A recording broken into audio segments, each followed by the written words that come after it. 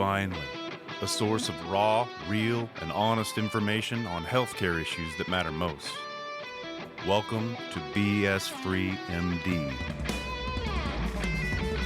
From the latest medical information to how to stay sane as a doctor or a patient, no subject is taboo, no BS is allowed. Now, let's welcome your hosts, Doctors May and Tim Hindmarsh. All right, welcome back to BS Free MD. If you haven't been here before, by the way, Tim Hindmarsh, May Hindmarsh, for your co-hosts in crime of BS Free MD podcast. So we're glad you're here watching or listening with us today. Yeah, or both. If you're watching, it would be helpful if you were actually listening as well. So yes, thank you. Today we are going to talk to Dr. Robert Yoho, who we have interviewed a couple times before, retired cosmetic surgeon who kind of started calling BS on a whole bunch of stuff in medicine, wrote a bunch of books. And yeah, if you haven't listened to that podcast, then we got so much feedback about it from everyone that did. Well, there's two. One is Butchered by Healthcare, Yes. and the other is Hormone Secrets. Yes. Spelled Hormone Secrets, not WHOREMOAN Secrets, which is a completely different book, which I would not look up. Maybe Robert will write that version. He might. I mean, you never know, right? But true crime. The Hormone Secrets was a big top hit, as well as the other one. So I'll reference those because I can't remember them off the top of my head which episodes they were. So scroll back and check it out. But lots of tidbits and great tips on hormone replacement for us old fogies. And we're going to talk about the less butchered side of healthcare today, about how it can actually be super duper helpful, even as we complain and call BS on it. So we're going to call a little bit more of tomorrow, the blessed by healthcare. Yes, because Robert has been, and tomorrow I am about to get butchered. Well, not tomorrow. When this airs, May will be on post-op day 1 of her second hip replacement. Right. It was so great. We had to go back and do it again. But on the other side, the first hip is still doing good. So I'm super excited to get Robert on here and start chatting. But before we do that, shout out and a message from our sponsor again this week is Oregon Valley Farm. So check out their website at OregonValleyFarm.com. This is where Tim and I get our pasture-raised beef, pork, and chicken. It's a Pacific Northwest company local here to the Willamette Valley, but they source out pasture-raised, antibiotic-free, hormone-free meat from Washington, Oregon, and the chicken, I know, comes from California. There's all these rules and regulations about FDA, butchering, etc. But this stuff tastes not that like... the FDA has ever not butchered anything. Don't digress from their ad here. This the meat, the chicken especially, I mean, tastes like, as we're always raving about how great it tastes. It's like what it used to be like when you were kids. And steaks, hamburger, the meat is bar none. You can get it delivered to your door. They will ship to multiple states throughout the Northwest. Or if you're local, you can pick it up. So go on their website. They have specials all the time. If you subscribe, they will send you emails regularly. But that's OregonValleyFarm.com, and I'll put the link in the show notes. So check them out. We're always posting what we're eating on our Instagram. Yeah, check it out. It's good. Eating good in the neighborhood. All right, Dr. Yoho, welcome back. Thank you so much for joining us once again. You should you should order some of that meat and have it shipped down to you. I think it'll stay frozen by the time the box arrives. Mercola thinks he's discovered the Rosetta Stone of diet, and that is of the seed oils, which are so problematic and inflammatory. And he says that the chickens and the pork, they don't have those extra stomachs like the beef cows do, which have the capacity to detoxify almost anything. So yeah, maybe I'll try it and try the beef. I'm 3/4 of the way through his book right now. Which one? The most recent one. Yes. Yeah. I'm doing Audible, so I always forget the name of the book when I'm doing Audible because I never stare at the book all the time. But basically all about it's about MMT, mitochondrial metabolic therapy.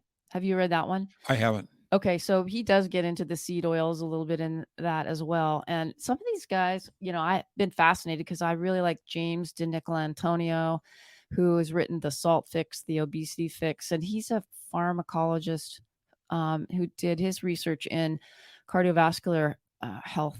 And to me, he's kind of makes the most sense because he takes a little bit of everything and nothing's extreme. It's like vegetables are okay in moderation, and meat, and avoid the seed oils, and healthy supplements, and exercise and weightlifting.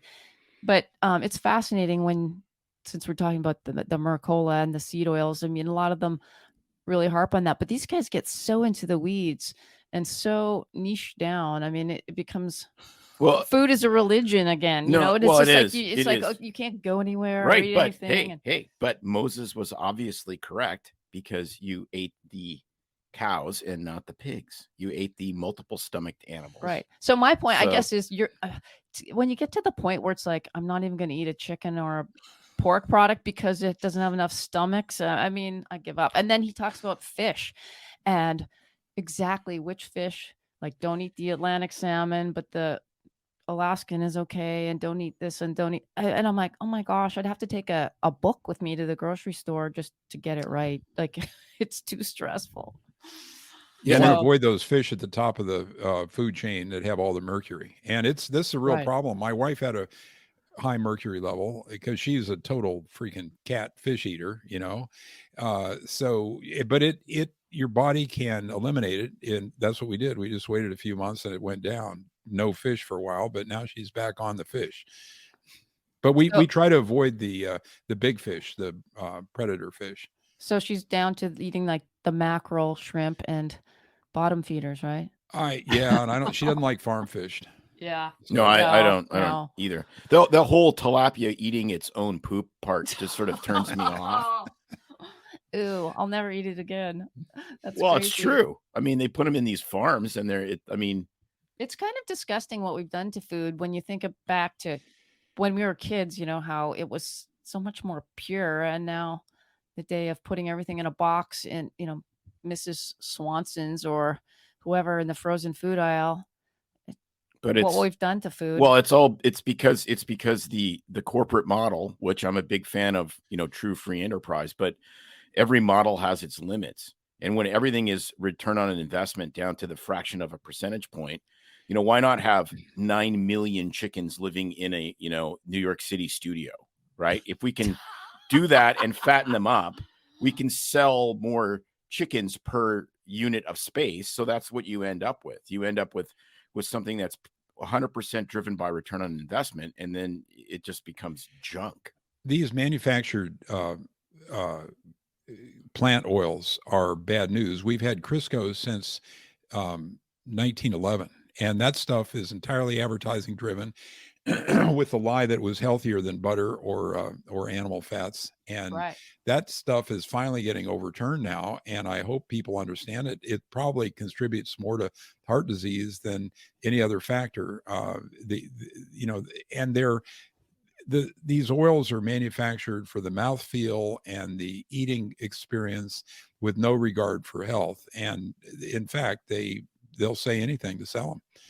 So That's true. Like with all the reading I've done, I was kind of frightened and freaked out when you hear that they had cottonseed oil that they used to just burn it basically for oil to light lamps. And then it's like, maybe we could turn this into food to feed people and call it Crisco, and you can bake pies and pot pies. And well, yeah, because it's cheaper than so lard. now you're eating crap was- that used to just burn. Yeah, which was pig fat, right? You'd render out the bacon fat, and then you'd keep it, and then you'd cook with that, and at least you had animal protein. I don't know. Lard and ghee, which is clarified butter, and butter itself are the safest fats that are considered the safest fats, the least risk for heart disease and inflammatory diseases now, which is quite the reversal of what probably is still the FDA recommendation. Did you see that Joe RDA Rogan or whatever it is? Go ahead. Joe Rogan posted a graph from Tufts University School of Nutrition, which apparently was also publicly funded, and it had all these lines. So at the top, is 100, eat as much of this as you can. And then it just kind of all the way went down to, I think the lowest was like 20 or 15 or something like that. Right. And so the number one to be promoted food that you should eat the most of was watermelon. The one at the very bottom, which was like ranked 15 or 20 out of 100, was ground beef.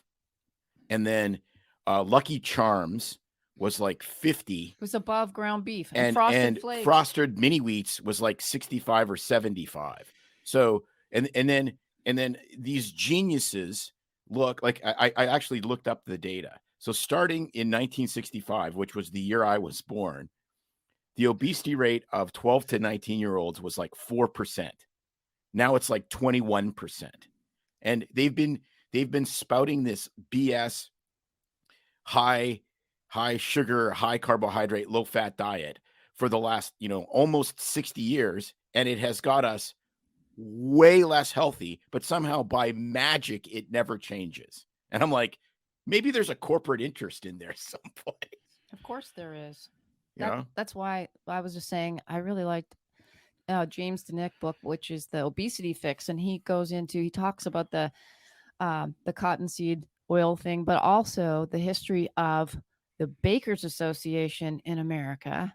And this is fascinating how they started fortifying flour with vitamins, and then your body naturally wants to eat and will find food that's high in vitamins that needs to sustain itself. And so you start eating all these foods that have been fortified with vitamins. So all the flour, so all the high carbohydrate things, the pastas, the breads, the Twinkies, everything made with this fortified flour that's got extra iron and B vitamins. And so your body starts to crave it. And so that's why it's a simplification of what he's saying. But then that's why society now wants all these fast carb foods, is because you want those vitamins. And so then you just end up with, and then how the carbohydrates jack up your insulin levels, and exactly. then turns into insulin resistance. But we've created the society that wants those carb heavy foods because of how they have put the additives in it. Fascinating stuff. But I just remember, like Tim said, being a kid, and when they flipped the tables, it was like, butter bad, it causes heart disease. So all of a sudden we're buying tubs of margarine, right? And my grandparents are frying everything in margarine, and now look where that got us. They all died of heart disease. You can't trust anything where you eat out, because you can't trust what the chef's done back there with the seed oils and the sugar and the salt and everything else. So we're kind of in the position where we've got to recognize what we're eating. And if we don't recognize it, if it comes inside a foil package and it's some sort of homogenized frosted mini wheats or something like that, we've got to somehow throw it out of our diet. Yeah. Yeah. I mean, like I love Cheetos. But like I do. Okay. But when you think of that food, you could not possibly construct anything. Maybe the only way you could make Cheetos less nutritious is if you smoke them. Because well, there's cheese in there, isn't there, Tim? like every single thing is fake, homogenized, bathed in seed oils, totally laden in carbohydrate. Like it really is. It's amazing. Like it's is some kind of cheese flavored corn powder. Yeah, it's like the worst thing ever. Gosh. So you can tell us, Tim, nobody will hear it but us, but have you eaten any of that stuff in the last 6 months? He's hesitating. I had one little tiny Halloween bag of Cheetos that was at work. Yeah. I did. We really flipped our diet around starting March, April of this past year in 2022. And we partnered with a friend, actually, that's someone that I followed forever on Facebook. And Tim started first doing her macro tracking and lost a ton of weight, was doing the training exercises, and then I joined forces, and we really started paying attention to what we were eating and getting rid of crap and cooking like almost everything we could, and sourcing out like good quality meat from Oregon Valley Farm. And then there's a local dairy that we visited that actually has these 60 pet cows, and they produce milk. These cows locally. They are so attached to their cows that they do not, when the cows are old and can't milk anymore, they bury them. Oh, Yeah, they Well, they don't sell them they to don't McDonald's. because she told us that, you know, something like 90 plus or 100% of like fast food beef is just retired dairy cows that are like a gazillion years old, and they grind them up and add a bunch of crap and make a Big Mac out of them. And they're like, no, like these are like our family members. Like they have given our family sustenance, and we treat them as such. And it's hilarious. They're all named. They're all really cute. A new cow, they post on Facebook when a new cow's born. It's just awesome. And the milk is just Yeah. insane. Like it's off the charts. I get this stuff in glass bottles, and literally it's cream on top. So I have my turkey baster, and I literally squeeze the like extract the cream off the top, save it for coffee, and it's crazy. It's like nothing like you get in the store. So I've given up on all that. Yeah, they have basically hit the rev limiter on the amount of production that they can do Yeah. because it's so popular. People figured it out, and they're like, yeah, I'll pay twice as much because it's 5 times better. So it's actually a really good value. So maybe I'm just thinking here, segueing into our topic for the day about, you know, the positive things of healthcare. I'm like, maybe that's why we're so decrepit, because we ate all that crap when we were younger and didn't know better. Like, I don't know what you think. You're probably in a lot better shape with all that sun in your life than we are up here in the vampire land. But I know that my body, all of my autoimmune stuff is definitely affected by what I put in my body, and really been paying a lot more attention to that. But some of the damage has already been done, which, you know, I'm here where I'm at. But you guys had a lot more vaccinations than my generation did. There were only 5 of those darn things around when I'm 69. So I was born in 53. I'm more than 10 years older than you guys. So I'm just thankful I didn't have more exposures to vaccinations. And I'm thankful that my kids don't seem to have any problems so far, but the autoimmune stuff has gone off the charts, as has the autism, which has gone from 1 in 10,000 or fewer to 1 in 30 now. That's just the supposed. Right. You know, I can hardly believe that's true.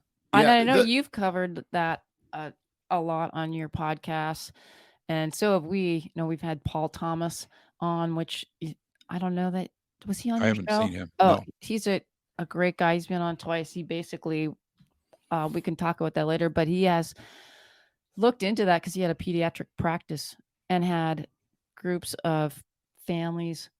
Yeah, he had groups of families that had absolutely no vaccinations. Yeah. Families that had their kids vaccinated according to the CDC schedule, and in between, where they wanted to stagger vaccinations. And all of a sudden, he started to notice like this massive change where the completely unvaccinated kids were way less sick. Like they had less chronic illness, and they had way less acute illness, which was actually quite interesting. So what he did is he just did a retrospective analysis where he got a statistician guy to help him. He looked back. This is a massive pediatric practice. I think he had like 350 kids in each arm. So regularly vaccinated, completely unvaccinated. He looked back and just looked at ICD-10 codes. So how often do I see the unvaccinated kids versus the vaccinated kids? And what do I see them for? And there was this significant decrease in chronic illnesses such as ADHD, depression, autism, etc., asthma, another autoimmune disease. And he hardly saw the unvaccinated kids for like colds, which I thought was really interesting. So, is that because the families don't bring their kids into the doctor because they're smearing them with patchouli oil and giving them a new pair of Birkenstocks, or like, who knows, right?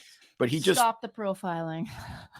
Well, no, it's my gift. Sarcasm is my love language. So he does this, and it's very simple. It's just vaccinated, unvaccinated. He had perfect data on that. And he published it, and then Pharma freaked out, and they pulled it out of this journal. And then it got really interesting because he just said, hey, look, this is what I would do and what I recommend to my families. He said, I'm not anti-vaccine, but I think that there's a safer way to do this. So he came up with his own vaccine schedule and wrote it in a book called The Vaccine Safety Plan. Okay, that book hits the shelves. 4 days later, there is an emergency meeting of the Oregon Board of Medical Examiners, and they pull his license for no complaints, no patient issues, no nothing, multiple decades of practice. presenting data, from his presenting his practice. own Yeah. data based on what he believes as a practitioner. You don't have to agree with them. I mean, it's medical practice. It's not perfect science. Boom. See you later license. Wild story. I mean, just for asking the question. About that, yeah, vaccines and illness, which is what we were talking about. The other good resource is Children's Health Defense. There are these two movies, Vaxxed 1 and 2, VAXXED, and they present the same kind of information. It's very convincing. But I think, so the listeners, this study of his retrospective study is not given the credibility that a double-blind placebo-controlled study would have. But I want your listeners to understand how ruined our data is from any kind of formal study, because it's been co-opted by the financial interests, and 75% of healthcare funding comes from one of three corrupt sources: Fauci's NIAID, Wellcome Trust in Europe, and Bill and Melinda Gates Foundation, all of which have these psychopathic agendas. I mean, it's unbelievable. So what we're left with is anecdotes, and I'm going to tell you an anecdote now that should be completely convincing about vaccines. We've got millions of kids vaccinated, right? But we have tens of thousands who have fallen down to the floor the day of or the day after they got their pediatric vaccination of one kind or another, started banging their heads and never spoke again. So that's a convincing anecdote to me, and that's empirical knowledge. That's empirical medicine. It should carry the same weight or more that a double-blind placebo-controlled trial would carry, because anecdotes like that can't be adulterated with money. They can't be ruined with financial interests. So anyway, sorry about that passion. I know this isn't our topic today. We can get on to the nice stuff, the furry stuff. No, we'll get on the But you know first. what's- Yeah, but it's exactly the same thing. Like, I wake up every single morning. There's another 31 or 32-year-old that's just freaking keeled over from a sudden cardiac event. And yet there's people publishing Substacks, from Yale University saying that, this just always happened. And I'm like, no, it didn't. It didn't just always happen. Not with this. Not at this rate. rate. I mean, of course it always happened. But it's happening 10 or 15 or 100 times more than it did before. That's a signal, kids. The disappointing thing, you'd think that they're either bribed or threatened, but they're not. They're fooled, those idiots. For the most part. Now, some of them are obviously in charge, but I think that's a very small minority. These people, they've been hypnotized by the narrative. They listen to mainstream media all their lives, and they can't possibly believe that the FDA or the CDC or the World Health Organization are occupied with psychopathic people and whose agenda is to freaking kill us. So that's the subject of my book, which we'll get to later. Yeah, but if you want to chat about my own misadventures with my shoulder replacement, I can tell you about that for a moment. Yeah. So first of all, you needed a shoulder replacement. How did you come to have to need that? What did you do to yourself to cause such an issue? Hey, stop putting blame on him. No, I always blame. That's a legitimate question, Tim. I always blame the patient. That's your That's motive. how you go, right? You always blame the patient. It's guilt-free medical practice. You can never be wrong. It's always the patient's fault. So you're absolutely right. In my case, I had a triple whammy of shoulder injuries, but the worst thing I did was I did a career of liposuction, and you do 2,000 cannula strokes per patient in an hour or two. And if you did even 1,000 patients, that's 2 million cannula strokes. So it beat the hell out of my shoulders. They were chronically sore, and I probably did 3,000 or 4,000 or 5,000 cases. So that was the one thing. The second thing, I rock climbed my whole life, and the third thing is I lifted weights all the time. So I beat them up. Now, whether, the orthopedists say it's controversial whether the antecedent history of use is contributory or whether it's genetic. But I think in my case, Tim, I got to confess, it was my I'm guilty. It's the patients that are guilty for being fat, for putting you through that and destroying your arm. That's a lot of fat sucking. Well, some of them were cuties that got tuned up too, but it mainly was the fatties. Yeah, there you go. But actually, that is hard work, because I wanted to to go into plastics, and I did 6 months rotation in plastic surgery, and so I know exactly what that feels like to do the liposuction with that can. That is hard. I mean, I remember starting and doing that, and I'm like, I don't even know how you get through one case, because I mean, you're pushing that trocar in and out, and that is really hard work on your arm, and you're using your dominant arm, I would assume, most of the time. Do you have to switch back and forth? But Oh that is, yeah, I was ambidextrous, and I got my left yeah. shoulder done first, interestingly. But Oh, yeah, it's not a field for small women. no. No. I mean, the men find it a lot easier, but we still get beat up, and a lot of them have chronic back problems from leaning over the table. And you can, at one point, I could do as much of that as I wanted, and if I could stand it, I could do it 6 hours, 8 hours a day, which is terrible for you. Well, the other point too is, I Tim would remember, even just being an intern or resident assisting, but when you're holding up, especially, the worst to me was assisting in the breast reduction surgery, because some of those ladies have very heavy, massive, I mean, we would weigh the fat afterwards and take out 12 pounds from each side, and you're holding with your arm up at shoulder height. I mean, and assisting by holding up on, it's horrible, but you basically put retractor on the nipple and lift up, so it's kind of hanging there, literally like a piece of meat, while the surgeon dissects away. And my arms, I'm like, this is more than a workout going to the gym. Yeah, earth to plastic surgery, liposuction would be adequate for 95% of those cases, because in the female breast, the mature female breast, it's all fat. And if you lipo them, the skin will shrink, and then you can do a small procedure later that involves a nipple lift and all that without all that nonsense of holding up the fat. But this is something that doesn't seem to be adopted by the plastics community. They like doing the big surgeries. They can charge insurance for it and so on and so forth. You know, Wow. back Well, pain diagnoses and sense. all I that. think you nailed it. You know, because I used to do some insurance review. Actually, I've reviewed thousands of charts. And, you know, if you have like breast to chest ratio of a certain amount of weight is going to be removed from each side, chronic back pain, you tick the boxes. Well, then it goes through insurance, and it's not a plastics procedure. It's a plastics procedure, but it's not a cosmetic procedure anymore. This may not be news to you, but all that stuff's faked. They even frequently use faked photographs. True story. Wow. Honest to God, I have friends that did it and made enormous amounts of money. And the real money in plastics has nothing to do with patients who want to look better. It's in the insurance billing. And these procedures that can be modified, that nobody knows what happens inside a nose. You're always doing the turbinate repairs and all this crazy stuff, which you're actually doing a cosmetic nose job. And the same thing with a tummy tuck. You know, you can document, all the criteria for, abdominal hernias and all that. Nobody knows. You know, once the skin is closed, there's no imaging or anything else that can document it. So it's a lot of fraud. Not universal, but near universal. Dang. So they really cover, people do that. They've modified diagnosis to call it abdominal hernia. So you just get your fat hernia reduced. That's crazy. You're naive. The surgeons universally do this. And we're going to talk about orthopedists today. Just before we get started about orthopedists and all the good they do, these people will operate on anything with a billing code.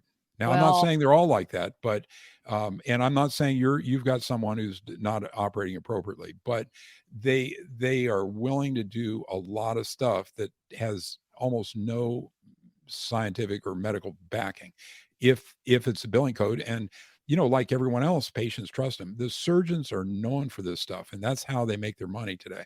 General surgeons are known for this. They throw in diagnoses. I mean, who knows what you're doing with a laparotomy? You're in there, you biopsy liver just for the hell of it, to biopsy the liver. I mean, I'm not, that example perhaps isn't the best, but surgical billing is plastered with ubiquitous fraud in the United States. And it's like hospital admissions. I mean, that, we could go on and on about that, but you want to get to the joints. Yes, just like Joe Rogan, want to be bathed in the warm glow of the joints. Yeah. Okay, so my joints, over the last probably 10 months or so, I've had both my shoulders done.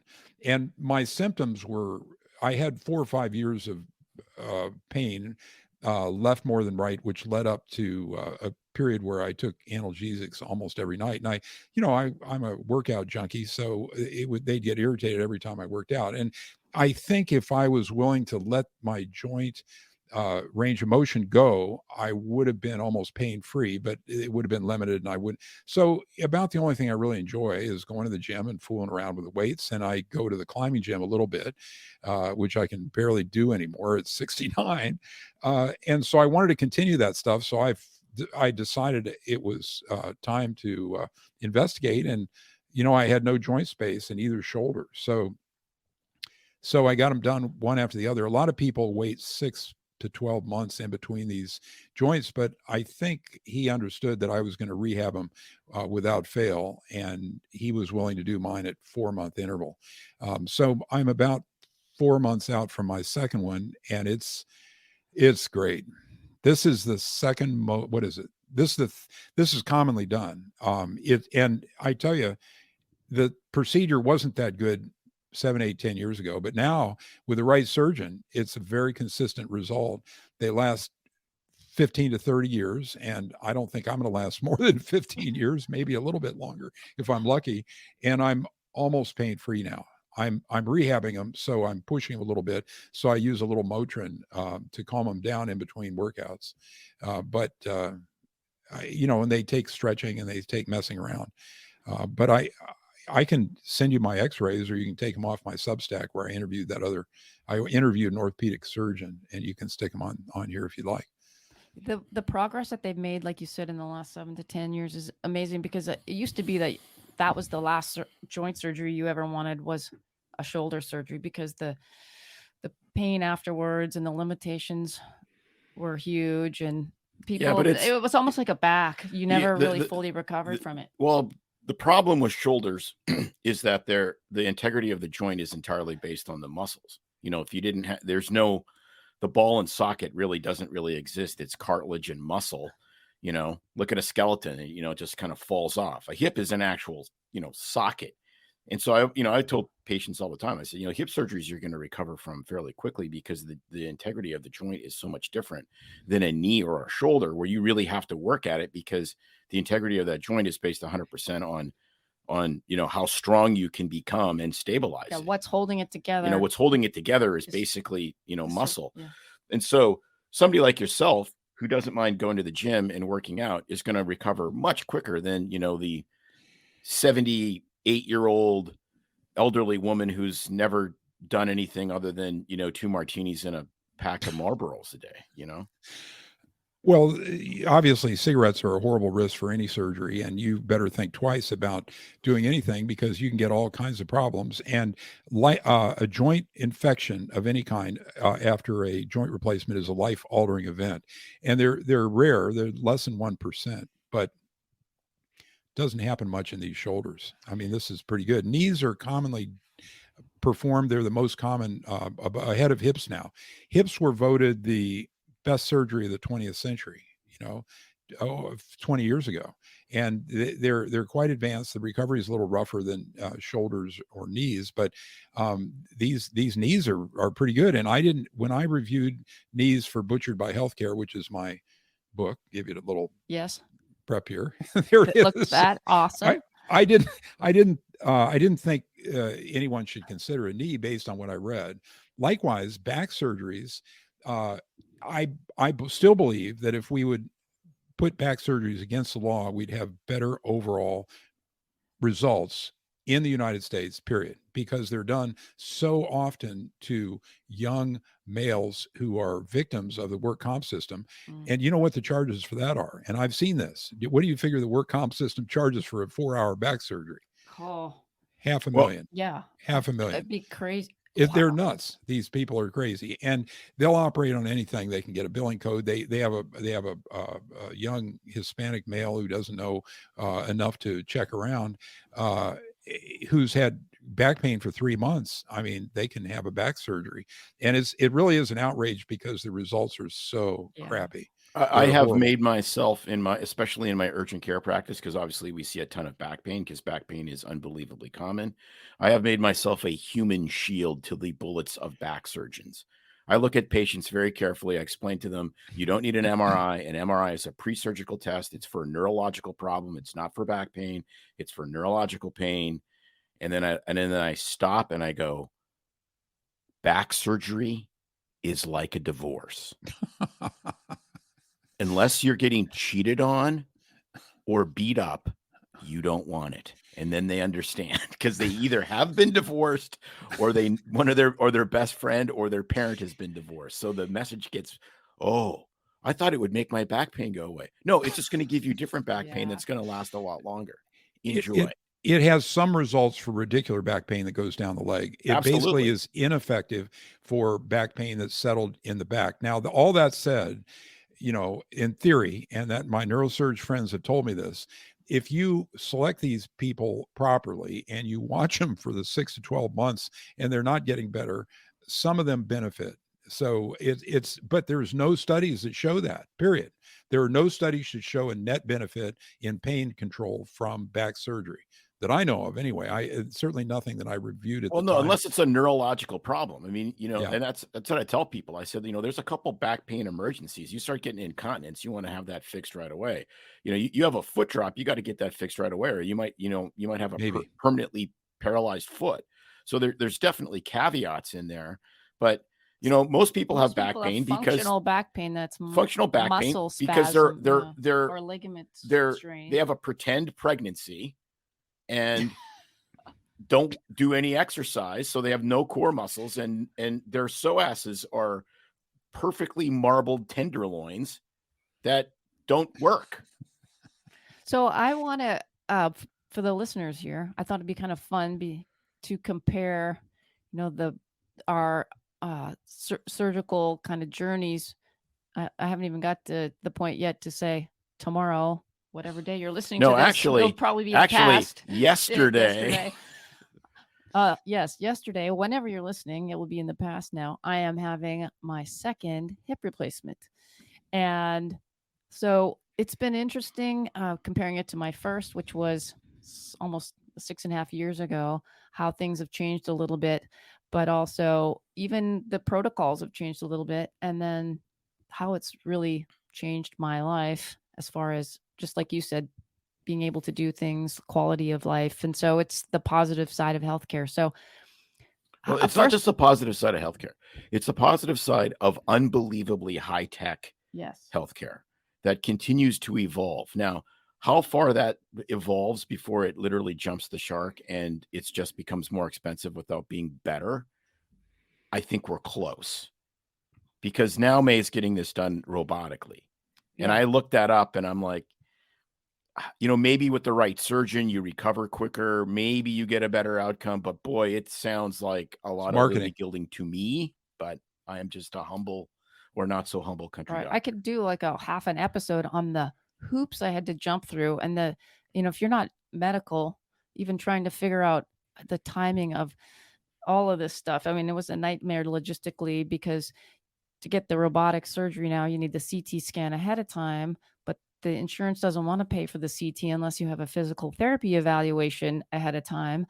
And then trying to get physical therapy to coordinate and get you in time to get the CT in time to get the surgery. I mean, it's just a debacle. And I was basically an administrative assistant on the phone for hours and hours trying to juggle all this stuff, and finally gave up and decided just to pay for my... In fairness, a lot of that happened because they could work you in quicker. Yes. So you just said, okay, whatever I have to pay to get the scan done, let me just get this taken care of. So on that note, literally, I think it's probably because it's January, people's deductible, they don't want to start all the new year with the new deductible and surgery slow down the beginning of the year. But I got in really quick. I mean, it was in less than a month. There was openings to get in. What was it like for you as far as when you decided you wanted your shoulder done? Well, I'm a Kaiser member. So Kaiser is a mixed bag, just like the rest of medicine. And if you have good doctors, they're absolutely great. And if you have bad doctors, you'd better avoid ever seeing them. So, and we've had both experiences, but I got a referral from outside to this guy inside Kaiser who had done 1,000+ shoulders. And he turned out to be absolutely fabulous. I mean, very professional, young guy. Usually the rule of thumb is you don't trust any surgeon under 50, because somehow, I know it sounds crazy, but somehow standing bellied up to that operating table for another 20 years gives you some sort of judgment and wisdom. And it's probably not hard for you guys to imagine at your age, but it's not the common stereotype. So this guy was, I don't think he is 40, but he somehow got into this shoulder thing, and he's been mentored by the best people in LA who are, as far as I can tell, the best shoulder surgeons in the world. And, he called all the right names, and I immediately trusted him and realized he had the expertise to do it. The surgeries take him less than an hour, very little tissue trauma. And that's something I certainly learned in my surgical experience. The quicker you could do something within limits, of course, you don't want to take risks that you can avoid, but the quicker you can do something and get them in their recovery room, the less problems they have from the anesthesia, from the surgery itself. There's less tissue trauma. So he's quick, and he was, he explained the latest and the greatest, and it all worked out beautifully.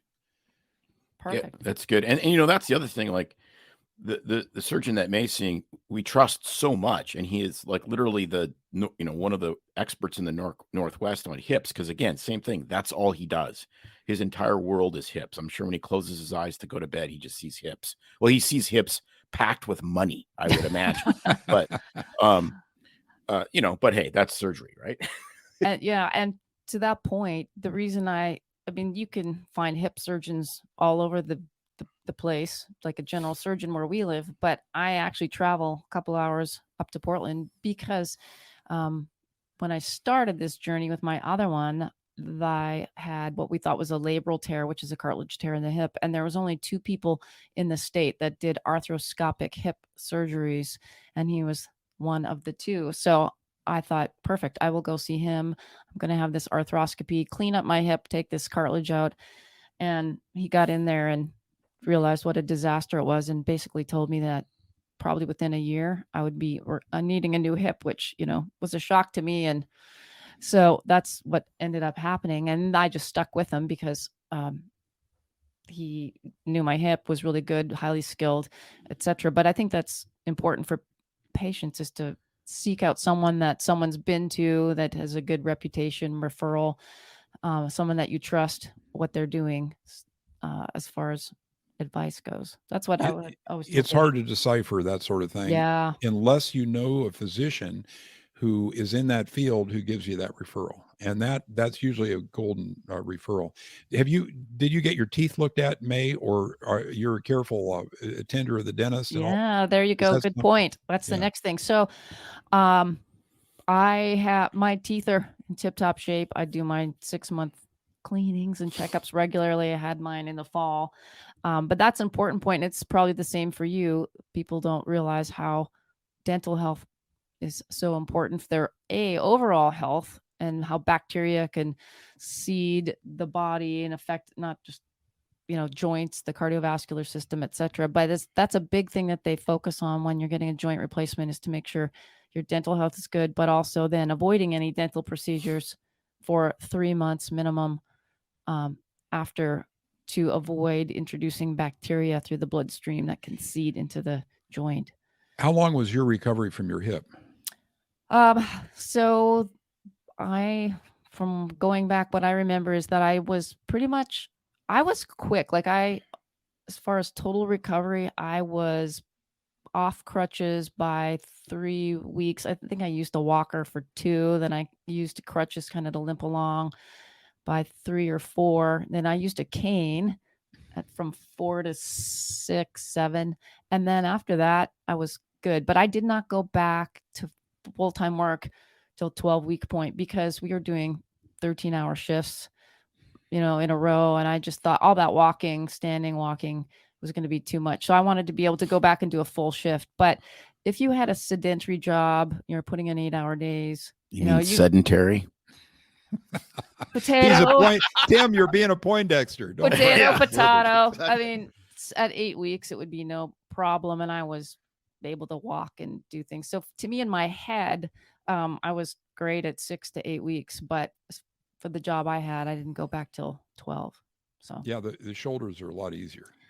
Now, what I was going to say, you mentioned that you think that the hips are worse than knees. For recovery, as far as we've ever seen in our practice, usually the knees are a way bigger deal than a hip. Hip's not that bad, actually. I mean, you'd think that it is because it's a large joint, but they get you up and weight bearing right away on that thing, believe it or not. And then, but the knee, because you're cutting, above and below the knee joint, two bones, not decapitating. That would be That'd be cutting your head off.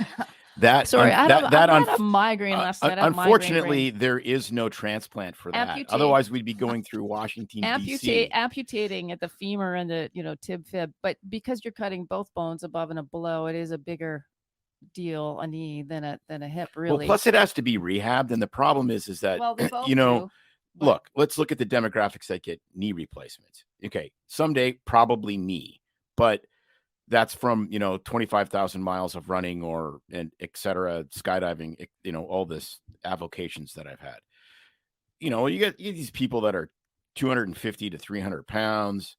You really have to rehab the joint as far as strength, hamstring strength, quad strength, and it's a big deal. I mean, and that's the other thing that people don't understand from a surgical perspective. When you're the surgeon, is I heard a very, very good quote from a joint replacement surgeon who had heard this from one of his mentors, which was, don't do good surgery on bad patients. In other words, patient selection is actually a really big deal in outcomes. And you actually want to see somebody that will not do surgery on you, like that has the ability to go, this isn't a good case. We should try something else because the risk benefit isn't there. The guys that'll operate on anything end up getting Paramount Plus or Peacock videos made about them, entire series about how great of spinal surgeons they are. Yes, he's referring to Dr. Death. Dr. Did you see that? Tell me about that. Oh, you have to see that. Oh my gosh, yes. You have to see that. Christopher was what was his last name? I'll have to look it up. He was a spine surgeon, a neurosurgeon, but primarily basically a spine surgeon. And like he had people bleeding out from cervical disc surgeries. Yes, Dr. Christopher Dunch, and it was in Texas. But it's an amazing documentary. You need to, if it's on Peacock, so NBC. So there's a documentary, and then there's a movie about it, which has Alec Baldwin, and what's the other? Alec Baldwin plays a sociopath very well because he is. No, he plays actually the hero doc that. Oh goodness, that rats this guy out. It's actually. I mean, look, he is he may have tendencies, but he is actually, I think, a fairly good actor. But he's a tremendous actor. This show is. It has Christian Slater. Christian Slater is the other guy that really. Joshua Jackson plays Dr. Death, but there is the documentary where they interview the attorneys that prosecuted this case, and then there is the movie version. But it's really frightening. Yes, but the frightening part is not that there was a bad doctor. Okay, I mean that happens, right? People skate through the system. They managed to, somehow get privileges. What was amazing was how the hospital systems that he worked for continued to stick up for him because he could bill so high of facility charges because he was doing these complex spine surgeries. So, I mean, it makes Baylor look like absolutely greedy bastards. And then, Baylor goes after Peter McCullough, and you're like, okay, I get it. I get it. But wow, that part, these hospital administrators, guaranteeing him a certain amount of money, guaranteeing him, a place to have his clinic, a certain number of referrals that they would funnel to him, all of this stuff, because, and then he would be a disaster and get fired. And this is all in Dallas. Like it's in one city, and they wouldn't tell the next hospital system that this guy is like a butcher, essentially killing patients just with incompetence. And he was so deranged mentally that he never thought that it was his he paralyzed one of his best friends with a spine surgery. It's absolutely an unbelievable tale. Hospitals have exactly the same ethical structure as Big Pharma, which is none. Yeah. No, they're they're just all in it for the money. they're in it And for the money. yeah, yeah. Yeah. And So, a lot of times I think it's worse than that. well, That I they're don't even want to psychopaths. think about that show, Yeah. putting myself on the table Wait. tomorrow. So let's just move on from there. That's right. My doctor is not Dr. Death nor a butcher. No, of He is course not. amazing. No, he's great. So speaking of amazing and segueing out of the fluffy stuff back to the reptilian powers that be, tell us about your new book. Well, so it's titled Cassandra's Memo, and of course everyone knows Cassandra was someone who predicted the future but was never believed. Cassandra's Memo: COVID and the Global Psychopaths. And so this thing, some of my friends said when I got censored off Amazon that it was obvious that I'd offended some psychopaths. But anyway, so the premise of this thing is that what we're seeing, the agendas now are so dark, and I'll go over them, that they could have only been invented by psychopaths, because the modus is to lie about nearly everything. And as you probably know, the word of the year last year, Merriam-Webster, was gaslight. Gaslight means lying for a specific purpose of fooling somebody into thinking their view of reality is not correct. And that seems like what is going on now.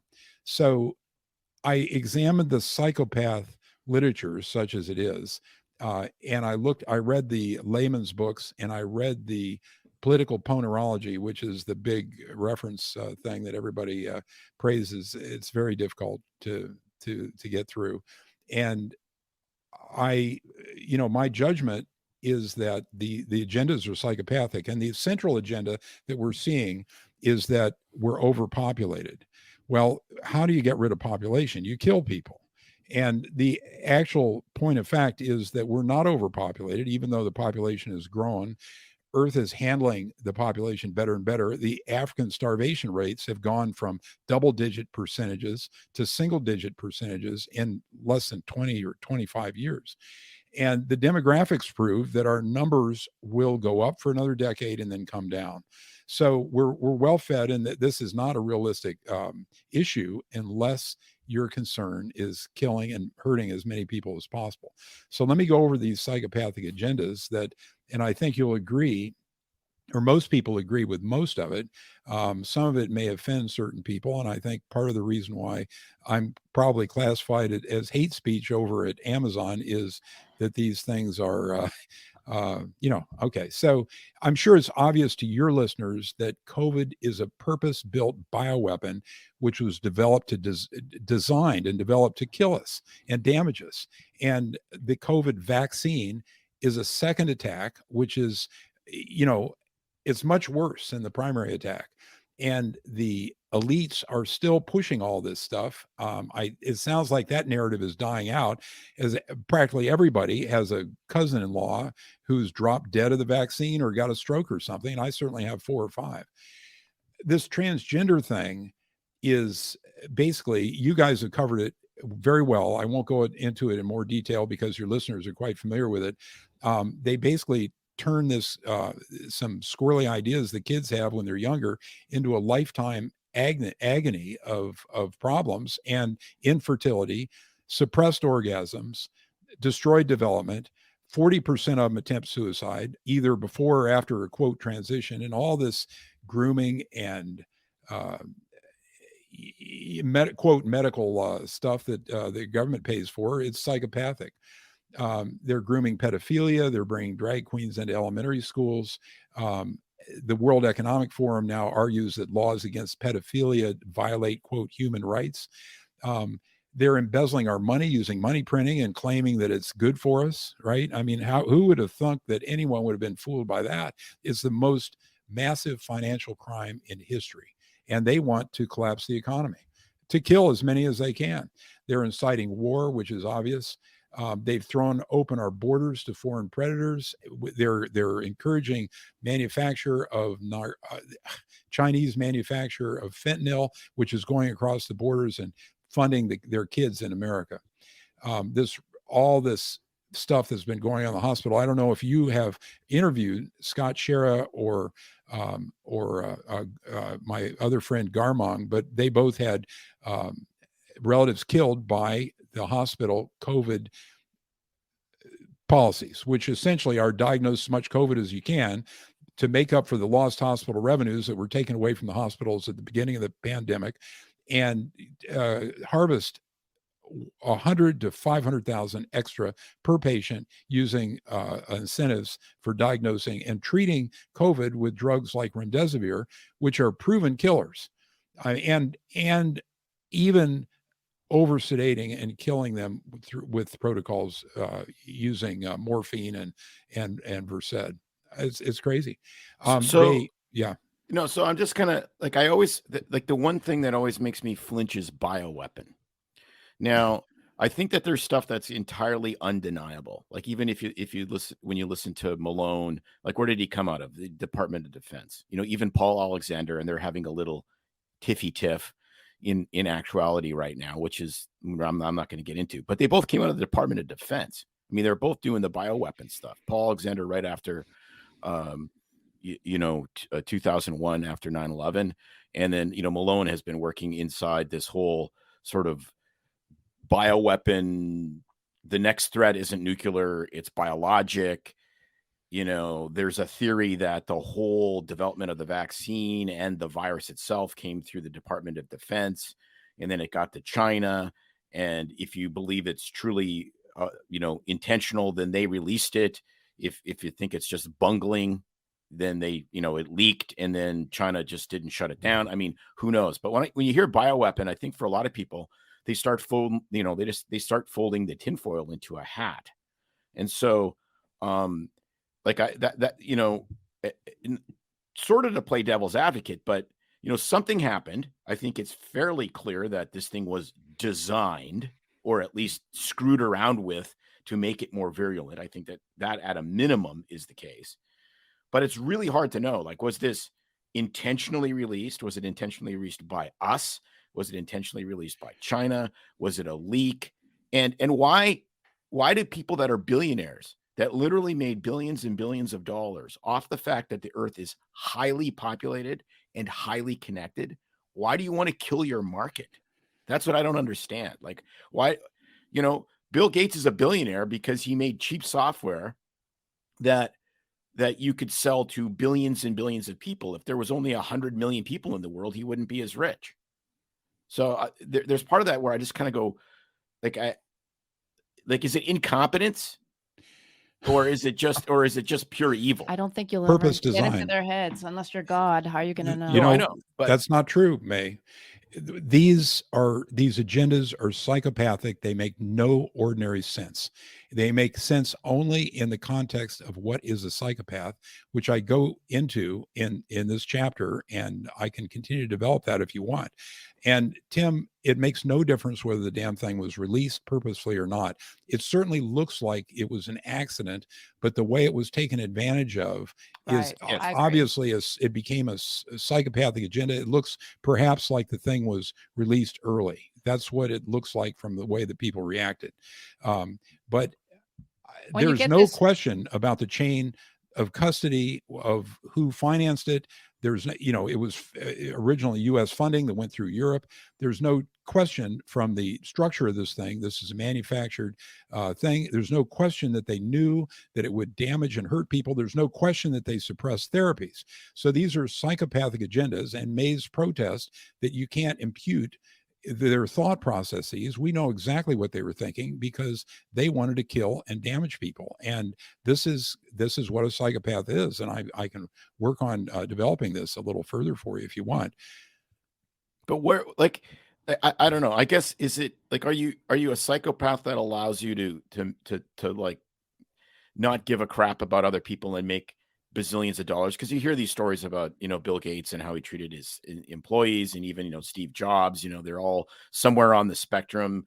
They don't really have this emotional capacity of empathy like most people. That's at least the story that you hear. And then you hear, the Lolita Express stories about how somehow, by like mystery of all mysteries, these guys all end up on Epstein Island, which in itself is a whole other level of psychopathy where, you know, you have to have all these liaisons with underage women, and you kind of go, whoa, whoa, whoa. I mean, is this, you know, like what, who is one of his Substacks, the Utopian Substack, like he says, like literally, I mean, he's convinced basically every world leader, at least of any major country, is essentially psychopathic, because that's what it takes to do the things they're doing. There's no other explanation.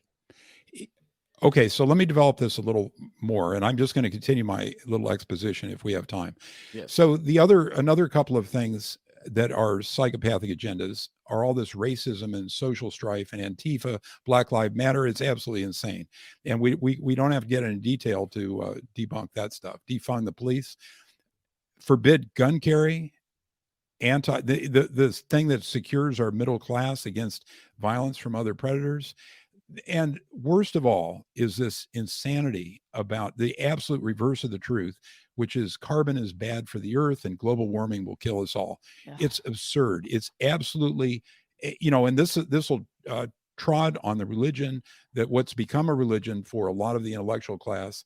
But basically, the whole thing is a purpose-built weapon to decrease our energy use, which will starve Africa almost instantly and affect the rest of us. And the carbon thing, the carbon dioxide in the atmosphere is at a 175 million year low. It's insane to think that we need to decrease carbon in the atmosphere. In fact, some of the theorists about this believe that since the Industrial Revolution, we have slightly raised the carbon and the dioxide in the atmosphere, which has saved all life on Earth. So this is an inversion of the truth. It's an absolute lie. It's gaslighting. They call it the Great Reset, which is killing as many of us as possible. So your next question essentially was, what is a psychopath? So what is a psychopath? First thing they do is they operate in groups, which are conspiracies, right? And this conspiracy theory phrase was first heard around the time of the JFK assassination. It was used to debunk that. Well, that whole thing is generally acknowledged now to be a government operation, probably the CIA. So that's not a conspiracy. That's truly it's not a conspiracy theory. It's conspiracy fact. So we rarely get a hold of these people to really dissect them, but they're basically people without an operating system of human emotions. And in place of that, their operating system is torturing and killing and irritating other people. And they do it because they enjoy it. And Gates is a perfect example of this. And his stuff is on YouTube videos. He wants to, quote, decrease the population by 10%. Well, what that means is by 50%. And what that means is he wants to kill people. And eugenics has been a preoccupation of this guy since he was small. And it was a preoccupation of his father. It's all very well documented. So we know about the creatures who surrounded Hitler, right? They were forensically examined. It's a rare business when you can get show trials, and that's all they were. There were thousands of people like this that were allowed off the hook. But the show trials of those animals imitating human behavior at the Nuremberg trials was a window into these people. So the lower functional psychopaths, they're not as good at it. So they get caught and they get stuck in the criminal justice system, and they occasionally get put where they belong in an insect killing jar. But there's what's called a psychopath test that one of the authors named Robert Hare came up with, and I can list those. But go ahead, ask questions before I do that. Well, I'm just wondering how you live in Los Angeles. Yeah, no kidding. Well, tell me what your vision of my problem with Los Angeles is. No, it's just just, you know, kind of in this sea of people that maybe, I don't know, maybe the sea is different than I imagine it, but it just seems like it's so blue pilled compared to your views that it would be difficult to go to a dinner party. Well, you got to realize that most of these people are fooled. They're not bribed and they're not threatened. They're just fooled. So it's a sad story. And the awareness is coming out in the whole country and the world that certainly the COVID narrative is nonsense from start to finish. And it's an agenda. That's the next step in understanding it. It's it's another psychopathic agenda in 25 agendas. And we talked about the diet thing. That is probably right. a psychopathic agenda to make, the money is almost secondary to these people.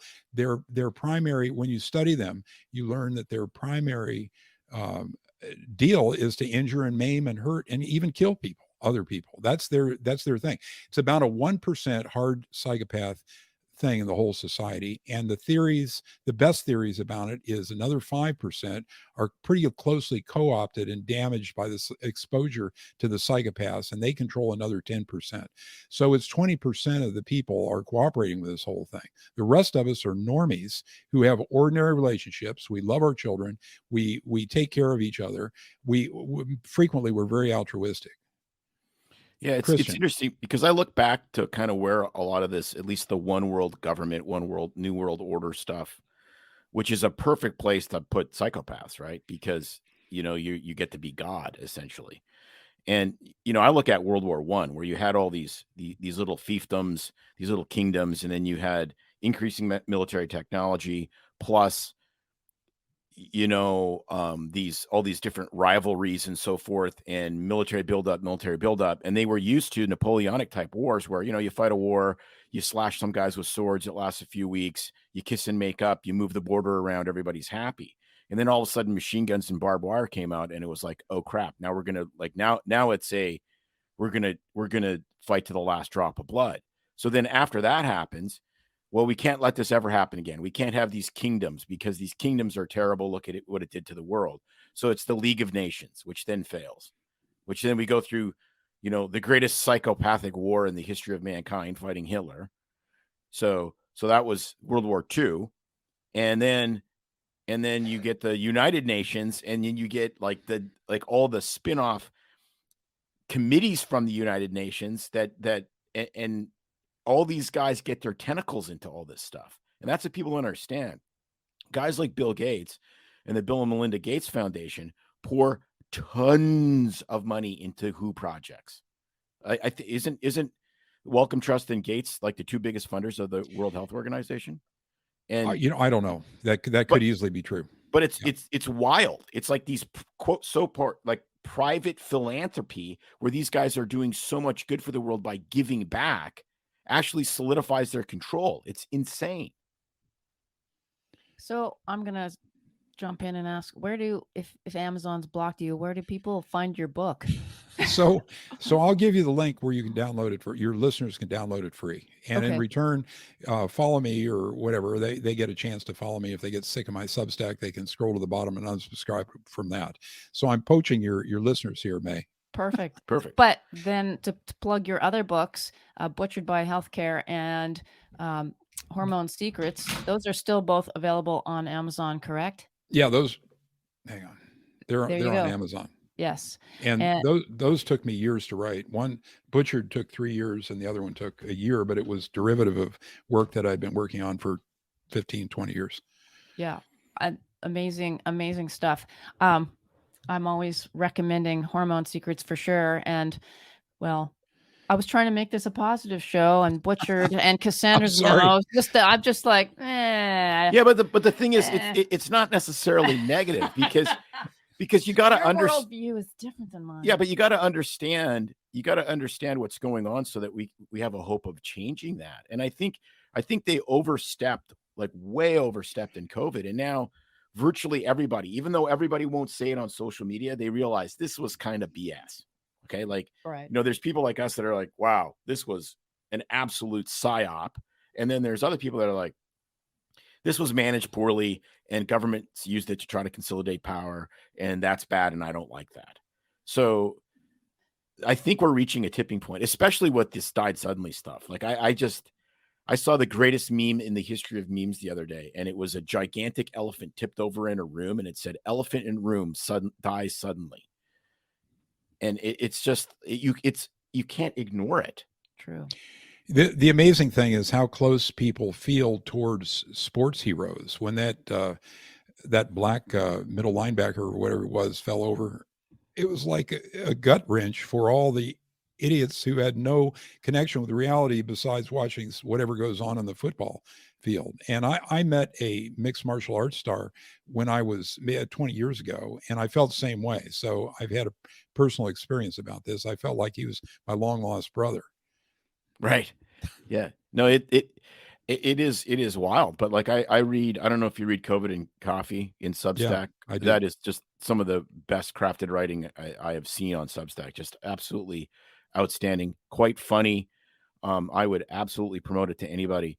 And I don't know how many hours a day he must spend collating this information, because he always has tons of stuff every morning. And, there's a story this morning, 25-year-old pharmacist just keeled over dead. Of course, she ran vaccine clinics, which, the irony is kind of almost not funny at this point. And then her dad hears of this and has a massive AAA. Oh, right. Yeah. And you're That's like, sad. you're like, wow, you can't ignore this anymore. Like, regardless of the cause, you have to be able to ask the questions. Yeah. And it's so funny because you'll come out and they were almost still doing chest compressions on that poor kid, and they had a reason other than the vaccine for him to die. And I'm like, well, I don't know what caused it. I mean, we all have theories, but at the same time, they come out and they say it could be this, and this, but we know it's not the vaccine. Well, that's like going to Vegas for a weekend with your friends, coming home and saying, honey, we had a great time. We drank a little too much. We did some gambling, and I never slept with a prostitute. May, look at that expression on May's face. No, but what do you think? What do you think your wife is going to think if that's how you approach that problem? Okay, because I've heard that line so many heard times now. No, but I don't think I'm. You've heard it every time I go to Vegas, right? No, so like it's crazy. It's like, it could be this, and it could be cocaine, and it could be all of these things, but we know it's not this one thing. Well, then you're admitting that it's that one thing. I mean, it's just crazy to me. I think when I'm in recovering from my surgery, I'm gonna invite Robert back to chat with you, and you guys can talk forever about all the conspiracy theories and debauchery and COVID. It's a topic dear to you guys' heart. Whenever you hear that phrase, conspiracy theory, you must assume that it's an inverted reality, and that you must listen, and you should look at it much more closely. Right. No, absolutely. Well, it's just like everything the government does. The Patriot Act is the Unpatriot Act. That, health improvement, portability, whatever, HIPAA. It's exactly it's right. The Affordable Care Act. You mean the Unaffordable Care Act? I mean, it's exactly the same kind of thing. They put the happy name on there. What's the euthanasia in Canada? MAID. It's like the Merry Maid, medical assistance in dying, where they bring the yellow lab juice out to your house and inject you. The psychopaths are running the show, Tim. Yeah, that's the story. End of story. And we've got, and your criticism, Toby, is misplaced. And I think Toby understands it better because he's read my book. I've stuck my book link in his comments several times. Yeah, no, I read all of Toby's stuff. Yeah. I like it. He I don't agree with everything anybody says, but he's made some real head scratchers for me. I'm like, boy, dude, I don't know how I can't agree with you.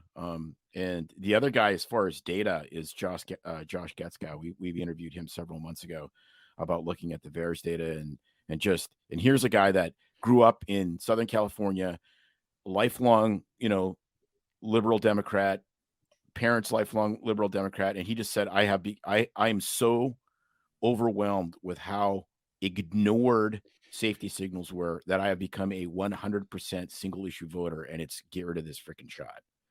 So there's honest brokers out there, which is really cool to see.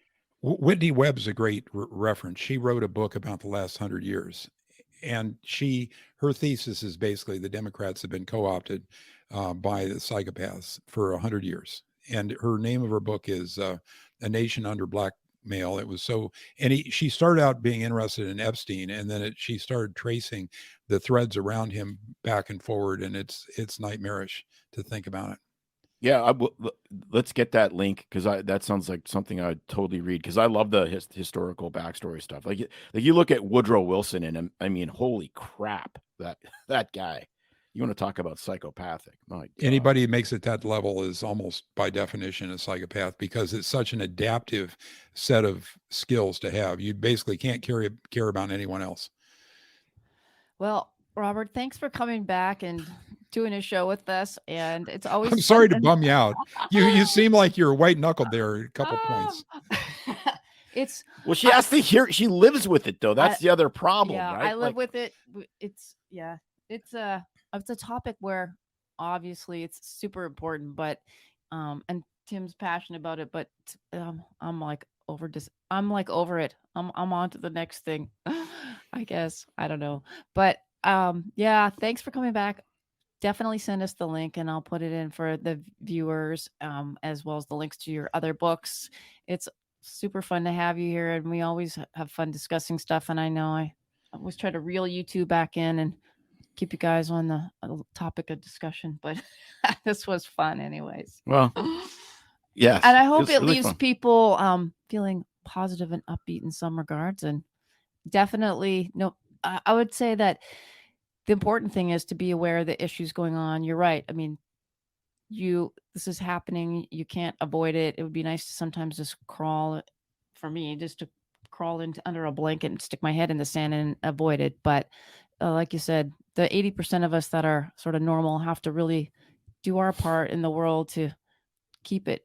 Well, and you do it locally. Exactly. The more stuff changes locally where you live, the more it changes globally. This idea Right. that you're gonna just run for Congress and change the world is very, very misguided. You run for school board. That's where you change, your kids' lives. Right. That kind of stuff I think is super duper important. Yeah. So to my point, as much as I always try to avoid politics and steering away from that, there's no escaping it, because it affects every aspect of your life, and it is important. So there's my little bit for the few of us who try to avoid it at all costs. Right. You can't. It's like, I like to avoid breathing. It's such a pain in the ass. I have to do it, 20 times a minute. It's ridiculous. Tim is growing on me. There you go. Exactly. I can send him down your way for a little while. Yeah, sure. Absolutely. We won't visit the LA hookers. Oh my God. Absolutely not. If this stuff ever gets edited out by somebody, it's like I've become no one has, like, I have this, well, whatever. I'm not even going to get into that. I'm like, so yeah, that was awesome. Okay. Have a good one, guys. Thanks again. You bet. Well, looks like I succeeded in irritating my wife. You didn't irritate me. I guess the type 1 control freak in me tries to keep the agenda on the rails, and you're I don't know, you're like an animal I can't lasso. That's why it's lasted almost 31 years, folks. And then Robert and you have so similar thing in common. You guys just love talking about all that political type stuff. It's like herding cats. It makes me think of that episode of that commercial from the Super Bowl. Oh, that when the they greatest herding. one ever. Yeah. And I don't know. I was hoping that we could just focus on the joint replacement, share our stories, have a happy, fun time, and it always degrades into the politics of the day. There'll be time for happy sunshine after all of the psychopaths are done. There you go. Which means there'll never be time for happy sunshine. I know. I was going to say, because the history of the world is filled with psychopaths and tyrants. So and I know that is the unfortunate part. But I love the banter with Robert. I love pushing back a bit. I love how he defends his arguments. Read his stuff, take it for what it is, make your own mind up. It really is kind of scary out there. I mean, when you think of stuff that was always dismissed as conspiracies, which were the two big ones, in recent 50, 60 years, the JFK assassination, which happened, 60 years ago this year, and, all the UFO stuff. right? You were just a toothless hillbilly in the middle of Alabama that got abducted by space aliens. Now the government has released tons of the UFO stuff where they say, a lot of it we can explain, but there's still hundreds made by military aviators that we can't explain. And we're like, what? And then the JFK assassination, where the CIA came out about 3 weeks ago and basically admitted that they had something to do with it. Yeah, and you're like, Crazy. whoa, all this stuff where we were the tinfoil hat wearing freaks is actually kind of mostly true now. Excuse me. Yeah. So our grandkids will be talking about this and going, huh, look at that. Now we know the truth while we sit here and try to pick it apart. But we talked about this before, but you believe in aliens, don't you? You think that's all real? Oh, I have no idea. I am entirely agnostic on that and have really no opinion. Well, I don't know. I thought you said you thought there was aliens, and I'm like, no way. I think it's all military stuff. Yes, it may what? be more reasonable to assume that it's military stuff and it's an easier deflection for them to say that it's actually alien and not military. I think that that's a very rational explanation. When they release a photo of some new plane and you look at it all the time, you're like, wow, that's crazy. You know that it's technology that they did 10 or 15 years ago. So there's got to be crazier stuff out there. I think we have no clue. And I don't know. I don't believe in aliens, but that's me. Well, I wonder what our viewers think. Anyway, so as you're listening to the show, I will be recovering from my femur amputation, as I called it last time, and then totally when I posted that online and freaked out all kinds. They're like, "What do you mean femur amputation?" Well, they are sawing off part of my femur. It's kind of frightening, and coming away a bionic woman. Measure twice, cut once. Exactly. Hence the robotic measurements this time. But all should go well. And Timmy here is going to be my nurse. So that'll be a fun thing for him. Getting to play. He's a pretty good nurse, I must say. Should we dress him up in a nurse costume? No. It'd be delightful. Yeah, naughty nurse costume. You do a good job taking care of me. Looks good. I'll have to shave my legs again if that's the case. Speaking of which, we need to send that bag of leg hair. Yes, to Rick Dancer as the runner-up prize. So I think that'd be a good Valentine's present from you to him. I think so.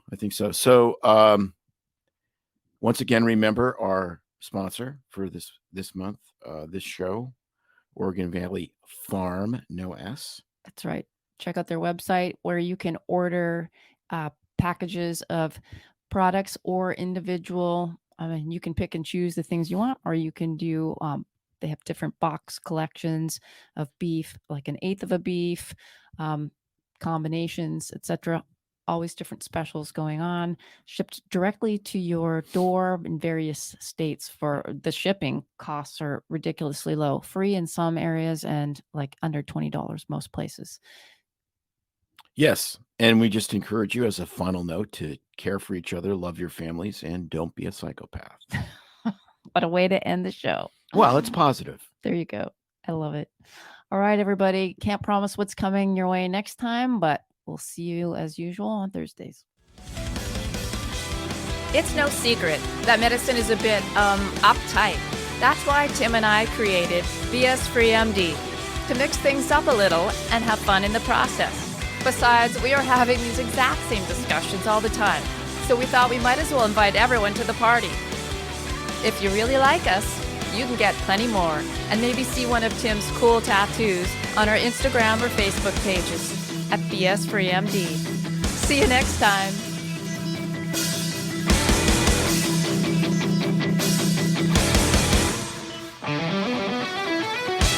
While we try to keep BS Free MD as raw and real as possible, we can't be held responsible for any medical decisions or discussions had as a result of what you've heard on the show. We know, bummer. But the truth is, we really do care about your questions. So feel free to reach out to us by email at doc@bsfreemd.com.